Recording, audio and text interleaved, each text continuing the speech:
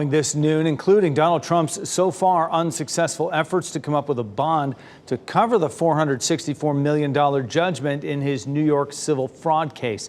If the former president can't make bond by the court's deadline Monday, the state could start seizing his assets, possibly including Trump Tower in New York.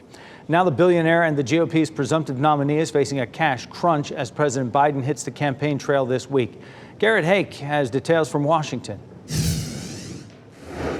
Facing a Monday deadline to post a nearly $500 million bond in the civil fraud case against him, former President Donald Trump is short on cash and running out of time. His attorney's emergency appeal filing still unanswered by the judge. The billionaire developer could have to sell off prized assets to cover the costs or risk seeing them seized by the state.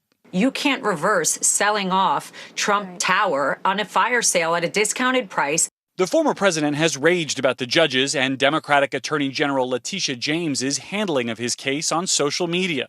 On Wednesday, writing, "This case should be over, but instead the Attorney General wants to abuse her power to steal my money." Mr. Trump owes $454 million of the total $464 million judgment. But with an annual interest rate of 9%, that amount increases by $111,000 every day it goes unpaid.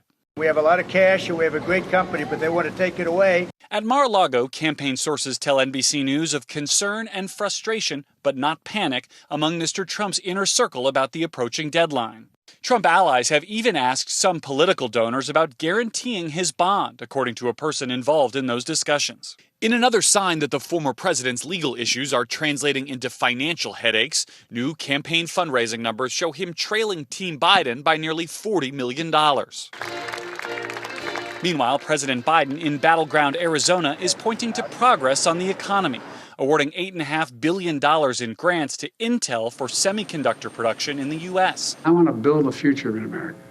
My predecessor is going to let the future be built in China and other countries. With independent candidate Robert F. Kennedy Jr. looming as a possible spoiler to the president's re-election effort and polling at 13%, according to a recent Fox News poll.